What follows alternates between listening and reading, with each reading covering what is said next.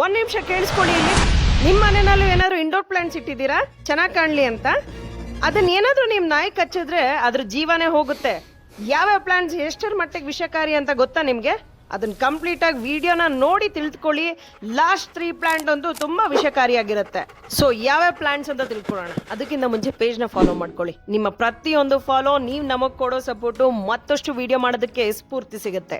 Number 1, money plant. ನಮ್ಮ ಮನೆಯಲ್ಲಿ ಬಹುತೇಕ ಎಲ್ಲರೂ ಮನೆಯಲ್ಲೂ ಆಲ್ಮೋಸ್ಟ್ ಇದ್ದೇ ಇರುತ್ತೆ ಮನಿ ಪ್ಲಾಂಟು. ಆದರೆ ಇದನ್ನ ನಾಯಿ ಏನಾದ್ರು ಕಚ್ಚಿದ್ರೆ ಎಕ್ಸೆಸಿವ್ ಆಗಿ ಜ್ವಲ್ ಬರ್ತಾ ಇರುತ್ತೆ, ಮೌತ್ ಇರಿಟೇಷನ್ ಆಗುತ್ತೆ, ಮತ್ತೆ ವಾಮಿಟಿಂಗ್ ಆಗುತ್ತೆ. ಇನ್ನು ನಂಬರ್ 2, ಸ್ನೇಕ್ ಪ್ಲಾಂಟು. ಕಡಿಮೆ ಮೇಂಟೆನೆನ್ಸ್ ಅಂತ ಎಲ್ಲರೂ ಇಟ್ಟಿರ್ತಾರೆ, ಆದರೆ ಡಾಗ್ಗೆ ಸೇಫ್ ಅಲ್ಲ. ವಾಮಿಟಿಂಗು ಮತ್ತು ಡಯರಿಯಾ ಆಗೋ ಚಾನ್ಸಸ್ ಇರುತ್ತೆ. ಇನ್ನು ನಂಬರ್ 3, ಪೀಸ್ ಲಿಲಿ. ಇದರ ಫ್ಲವರ್ಸ್ ಒಂದು ತುಂಬ ಬ್ಯೂಟಿಫುಲ್ ಆಗಿರುತ್ತೆ, ಆದರೆ ಡಾಗ್ಸ್ ತಿಂದರೆ ಅದ್ರ ಬಾಯಿ ಊದ್ಕೊಳ್ಳುತ್ತೆ ಮತ್ತು ಜ್ವಲ್ ಬರುತ್ತೆ, ಮತ್ತು ಅದಕ್ಕೆ ನುಂಗೋದಕ್ಕೆ ಕಷ್ಟ ಆಗ್ತಾ ಇರುತ್ತೆ.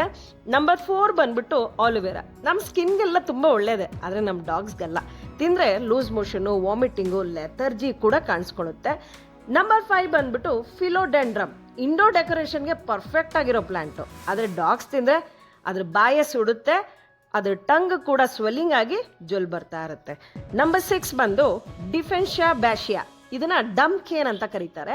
ಇದು ಡಾಗ್ಸ್ಗೆ ತುಂಬಾ ಇರಿಟೇಟಿಂಗ್ ಪ್ಲಾಂಟು. ಇದನ್ನೇನಾದ್ರು ಕಚ್ಚಿದ ತಕ್ಷಣ ಬಾಯಿ ತೆಗಿಯೋಕ್ಕೆ ಕಷ್ಟಪಡುತ್ತದು, ಬಾಯೇ ತೆಗಿಯೋಕ್ಕಲ್ಲ, ಅಂದ್ರೆ ಒಂಥರ ಫಿಕ್ಸ್ ಆಗಿಬಿಟ್ಟಿರುತ್ತೆ.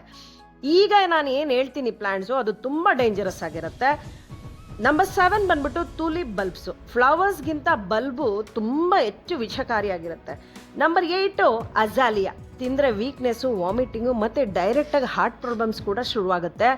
ನಂಬರ್ 9 ಬಂದ್ಬಿಟ್ಟು ಓಲಿಯಾಂಡರ್. ಈ ಪ್ಲಾಂಟು ಸ್ವಲ್ಪ ಭಾಗ ತಿಂದರೂ ಕೂಡ ಹಾರ್ಟ್ ಮೇಲೆ ಸೀರಿಯಸ್ ಆಗಿ ಎಫೆಕ್ಟ್ ಬೀಳುತ್ತೆ.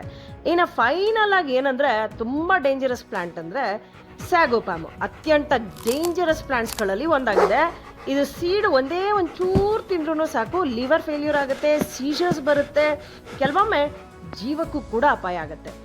ನಿಮ್ಮ ಮನೆಯಲ್ಲೂ ಈ ಪ್ಲಾನ್ಸ್ ಇದೆಯಾ? ಇದ್ರೆ ನಿಮ್ ಡಾಗ್ ಇಂದ ದೂರ ಇಡಿ. ಅಂದ್ರೆ ಅದು ಎಗ್ರುದ್ರೂ ಸಹ ಸಿಗಬಾರ್ದು, ಆ ತರ ಇಟ್ಟು ಖುಷಿ ಪಡಿ. ಈ ರೀಲ್ ನ ಪ್ರತಿಯೊಬ್ಬ ಡಾಗ್ ಪ್ಯಾರೆಂಟ್ಗೂ ಶೇರ್ ಮಾಡಿ. ಒಂದು ಶೇರ್ ಮಾಡೋದು ನೀವು ಒಂದು ಪೆಟ್ ಜೀವ ಉಳಿಸ್ಬೋದು, ಗೊತ್ತಾ?